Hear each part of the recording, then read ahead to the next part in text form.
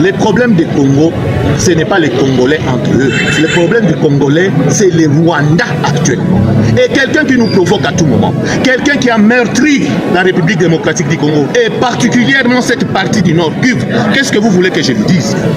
Je ne peux que le maudire. Je ne peux que le maudire. Et demander à notre Dieu, parce que le Dieu, il nous écoute également. C'est la voix de la population. Demandez à toute cette population si quelqu'un voudrait avoir même Kagame en face. Il ne pourra pas le voir. Donc c'est-à-dire notre tendance ou notre intention est que Kagame puisse disparaître et laisser le Congo tranquille. Oui, enfin, le coltan extrait sur votre territoire ou sur le territoire de votre voisin, c'est un peu comme le pétrole extrait ici ou là. C'est impossible de savoir, c'est un coltan, c'est pas marqué Made in Rwanda ou Made in République démocratique du Congo dessus, vous voyez, c'est le problème. Et là, en l'occurrence, ces 120 tonnes, ils passent bien de l'autre côté. Je suis désolé, monsieur le député, ces tonnes ne passent pas du côté du Rwanda. Et j'aurais compris si le Rwanda n'avait pas de coltan, mais le Rwanda a du coltan. Et encore une fois, comme je l'ai proposé à votre collègue, je vous invite. Vous ne voyagez pas ensemble, d'accord. J'invite à venir. Vous avez seul le micro pour l'instant. Ah, j'entendais quelqu'un me... Oui, mais j'attends de parler, mais vous avez le micro.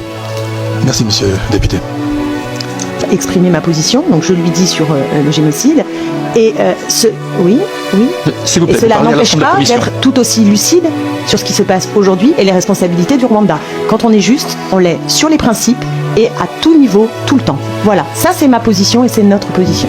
Merci, monsieur l'ambassadeur, vous avez la parole.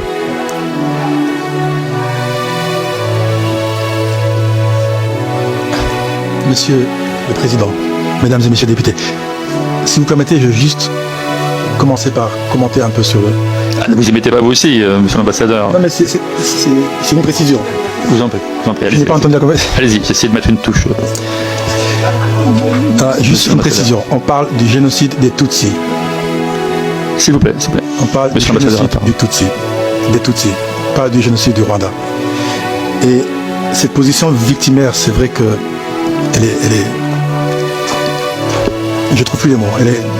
Nous sommes choqués, nous sommes indignés que de tels propos soient tenus.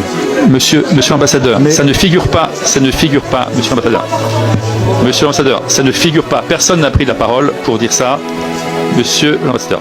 Répondez à la question de monsieur Berville. Personne n'a pris la parole pour évoquer ce point et cette position. Donc, je peux continuer, madame la députée? Monsieur l'ambassadeur a la parole. Sauf s'il n'y avait pas de micro, peut-être, mais j'ai entendu ce qui a été dit, c'est pour ça que je vais commenter et je m'arrête là. Très bien. On va avoir des questions liées encore à cette situation. Je m'en tiendrai aux réponses, mais la question... Monsieur l'ambassadeur, répondez à monsieur Berville qui a posé une question. N'écoutez pas ce qui est dit par ailleurs. Monsieur le Président, je vais répondre à monsieur le député Berville. 3 questions. La première liée à la notion du lien entre le Rwanda et le M23. Je crois que j'ai été précis tout à l'heure. Nous n'avons pas, le Rwanda n'a pas de lien avec le M23. Malheureusement, et c'est pas nécessairement à M. Berville, mais il y a ce narratif un peu simpliste où on pense que parce que les gens du M23 parlent une langue qui est le Kinyarwanda, on pense qu'ils sont rwandais. Ce sont, je le précise, des Congolais. Et ils se revendiquent également comme Congolais. Il ne vous viendra pas à l'esprit, je pense, ici, de dire à un Strasbourgeois qui parle allemand qu'il est allemand. Même chose, le fait qu'ils parlent Kinyarwanda, que ce sont des populations rwandophones, ne les empêche pas d'être des Congolais. Donc nous n'avons aucun lien financier d'appui en armement avec le M23.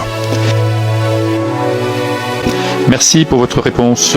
La parole à présent pour la France Insoumise à monsieur Aurélien Taché. Merci Monsieur le Président, merci Monsieur l'Ambassadeur. Le 7 avril, ce sera effectivement, ça a été rappelé, la journée internationale consacrée au génocide des Tutsis au Rwanda. Un concert était prévu en France à cette date, le concert Solidarité Congo. Vous avez demandé son report, Monsieur l'Ambassadeur, et vous avez eu raison. Rien ne doit pouvoir entraver le devoir de mémoire sur le génocide et l'horreur que vous avez justement rappelé. Mais rien ne doit non plus pouvoir entraver le devoir de solidarité avec le peuple congolais, aujourd'hui victime d'une guerre d'agression menée dans l'est de la République démocratique du Congo. Après la défaite temporaire du M23 en 2013, 11 pays de la région des Grands Lacs, dont le Rwanda, se sont mis d'accord pour mettre un terme au conflit le plus meurtrier depuis la Seconde Guerre mondiale et garantir la paix au Congo. Ce protocole d'Addis Abeba imposait à ces États le respect de toutes les souverainetés et proscrivait toute forme d'ingérence interne dans les pays voisins. Alors, monsieur l'ambassadeur, j'ai bien compris que vous nous disiez que votre pays n'avait aucun lien direct avec le M23. Tous les documents de l'ONU et des instances internationales disent l'exact contraire. Tout démontre qu'aujourd'hui, votre pays est le principal financeur de ce mouvement et que votre armée est même présente, malgré vos dénégations ce matin, sur le sol congolais. Vous nous dites qu'elle est là pour assurer finalement la sécurité de l'État rwandais et pour protéger la communauté Tutsi qui serait encore persécutée. Et si c'est vrai, c'est évidemment totalement inacceptable et il faudra mettre un terme immédiatement. Mais qu'est-ce que vous pouvez nous apporter comme preuve de l'effectivité d'un seul acte attentatoire à la sécurité du Rwanda dans la période récente commis depuis le territoire congolais ou de cette persécution? Car tout porte à croire au contraire que l'objectif premier du M23 et de l'armée rwandaise est de capter les nombreux minerais que compte la région. Tout cela est en revanche parfaitement documenté. L'ONG Global Witness estime par exemple que 90% du volume de cobalt exporté par le Rwanda est introduit illégalement dans le pays depuis le Congo. Aucune action de groupe terroriste n'est effectivement tolérable, mais aucune action de groupe terroriste ne peut justifier non plus le massacre de populations civiles ou la volonté d'annexer un pays. Alors, monsieur l'ambassadeur, je vais vous poser une question simple. Est-ce que votre gouvernement compte ou non appliquer la résolution 2773 du Conseil de sécurité qui demande le retrait immédiat des troupes rwandaises et du territoire congolais et la cessation de tout appui au M23? Et est-ce que, puisque vous avez parlé de solution politique, la solution politique que vous imaginez, enfin celle que vous avez à l'esprit, garantira bien l'intégrité territoriale de la République démocratique du Congo? Merci. Merci, monsieur le député. Monsieur l'ambassadeur, je vous laisse quelques secondes et vous avez la parole quand vous le souhaitez. Merci beaucoup, monsieur le député. Je crois que j'ai dit tout à l'heure, au risque de me répéter, les rapports des experts des Nations Unies, nous refutons. Et je le dis, je le précise ici, les rapports des Nations Unies. Je suis désolé, ils ne sont pas la Bible, les rapports des experts.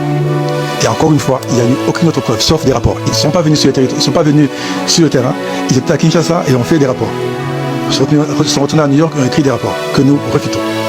Encore une fois, nous n'avons pas de troupes sur le sol congolais. Merci, Monsieur le Président. Monsieur l'ambassadeur, vous avez affirmé que le M23 est une armée congolaise défendant des Congolais réfugiés dans votre pays, au Burundi et d'autres. Pourtant, plusieurs rapports, et ça a été dit plusieurs fois par tous mes collègues, documentent un soutien logistique et militaire du Rwanda. Vous avez contesté la fiabilité de ces rapports. M23. Certes, nous comprenons leur combat parce que, comme je l'ai expliqué dans mon propos liminaire, voici une force qui défend des populations rwandophones se trouvant dans les terres du Kivu, sur leurs terres, et lorsque des résolutions ou des experts leur demandent de se retirer, ils vous répondent se retirer pour aller où? Ils sont chez eux. Ce sont des Congolais d'expression rwandaise, mais ce sont des Congolais dont une partie d'entre eux a pris les armes pour défendre les leurs. Je vous l'ai dit tout à l'heure, nous avons plus de 100 000 réfugiés congolais au Rwanda et plus de 400 000 en Ouganda. Sur votre dernière question, possible d'arrêter l'application du M23, c'est ça? Écoutez, le soutien M23, je crois que j'avais déjà répondu sur le soutien M23 et je m'arrêterai sur ce point-là. Merci, monsieur l'ambassadeur. Je donne la parole à présent pour la gauche démocrate et républicaine à monsieur Jean-Paul Lecoq. Merci, monsieur le Président. Monsieur l'ambassadeur, quand je vous ai écouté depuis le début de votre propos sur le chemin qui vous relie à l'Assemblée nationale, j'avais l'impression d'avoir déjà entendu ce discours. C'est souvent un discours utilisé pour justifier l'injustifiable. Le fait de dire on se défend. On agresse, mais c'est pour se défendre, c'est pour défendre notre population. On est dans un contexte où, par exemple, Poutine en Ukraine, et je crois que le sujet est abordé ce matin, dit « j'ai défendu les populations russophones du Donbass ». On a la même expression de M. Netanyahou qui défend Israël et c'est pour ça qu'il envahit la Palestine, etc. On a maintenant Laurent qui dit le Sahara occidental, c'est à moi. Et donc j'interviens, c'est pour défendre, etc. Et d'ailleurs, il me faudra des terres supplémentaires qui seront en Algérie, en Mauritanie, jusqu'au fleuve Niger. Et vous avez les mêmes expressions. Moi, mes questions, elles sont simples. Puisqu'il y a débat, donc je ne vais pas savoir qui a raison, qui a tort, la justice internationale est là pour ça. Moi, je n'ai pas la capacité d'enquête. Ce que je sais, c'est que la force politique, le Parti communiste, a pris position et a défendu le peuple rwandais quand il y avait le génocide et a pris position et a réagi à ce moment-là. Ce que je sais, c'est que des matières premières sont actuellement extraites du Congo et vendues à l'échelle internationale. Par qui? Est-ce que c'est le Rwanda qui vend ces matières premières? Au nom de quoi? Enfin voilà, il y a quand même des sujets là-dessus. Le M23 est armé, est solidement armé. D'où viennent les armes? Est-ce que c'est mon pays, la France, qui vend des armes au M23. Je sais que mon pays vend des armes au Rwanda. Est-ce que ces armes ont été volées par le M23 dans les casernes rwandaises? Et donc, moi je ne vous ai pas interrompu, M. Vervi, j'étais pas là quand vous parliez, mais je ne vous ai pas interrompu tout à l'heure. Hein. Et donc, est-ce que c'est ça? Et puis, comment à l'échelle internationale, beaucoup d'observateurs, jusqu'à l'ONU, dit il y a un sujet, le Rwanda est en train de bafouer le droit international, ne respecte pas les règles des peuples, et vous venez nous expliquer qu'il n'y a pas de sujet. Est-ce que vous avez raison contre la communauté internationale? Est-ce que la communauté internationale a quelque chose contre le Rwanda qui fait que tout se contraint? J'aurais aimé aussi que vous précisiez les choses dans ce domaine. Merci beaucoup, Monsieur Lecoq.